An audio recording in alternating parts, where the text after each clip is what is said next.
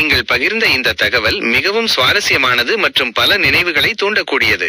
கீழக்கரையின் கலாச்சார பின்னணியில் வெற்றிலை பெட்டி வெத்தலை பெட்டி என்பது வெறும் ஒரு பாத்திரம் மட்டுமல்ல, அது அந்த காலத்து விருந்தோம்பல் மற்றும் ஆரோக்கியத்தின் அடையாளமாக திகழ்ந்திருக்கிறது.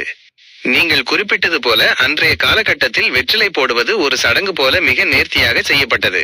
அதன் சிறப்பம்சங்களை சுருக்கமாக பார்க்கலாம். வெற்றிலை பெட்டியின் சிறப்புகள். அழகு மற்றும் வடிவம்.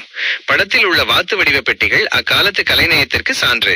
கொழும்பிலிருந்து கொண்டு வரப்பட்ட இத்தகைய பொருட்கள் இன்றும் பல வீடுகளில் பாரம்பரிய சொத்தாக பாதுகாக்கப்படுகின்றன. உள்ளடக்கம்.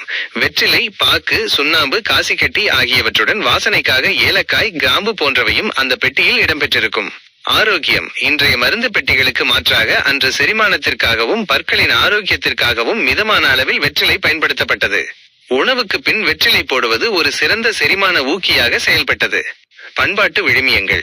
விருந்தோம்பல். வீட்டுக்கு வரும் விருந்தினர்களுக்கு தாம்பூலம், வெற்றிலை, பாக்கு வழங்குவது மரியாதையின் உச்சமாக கருதப்பட்டது.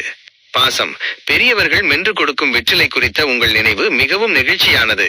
அது அன்றைய தலைமுறையினரிடையே இருந்த பிணைப்பை காட்டுகிறது. மருத்துவ பயன். சளி, இருமல் போன்றவற்றுக்கு வெற்றிலை சாறு ஒரு சிறந்த கைமருந்தாக இன்றும் கிராமங்களில் பயன்படுத்தப்படுகிறது. எஸ்.ஏ.கே. முசபிகு அவர்கள் பகிர்ந்த இந்த தகவல் மாறிவரும் நவீன உலகில் நமது வேர்களை மீண்டும் ஒரு முறை நினைவூட்டுகிறது. பான்வீடா கலாச்சாரத்திற்கு மத்தியில் அந்த உண்மையான வெற்றிலையின் மனம் தனித்துவமானதுதான்.